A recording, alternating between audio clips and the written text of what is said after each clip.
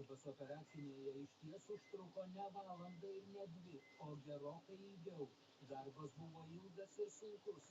6 metų Čilei teko pašalinti net 10 dantų, nes jie visi buvo katastrofiškos būklės ir sukėlė uždegiminius procesus.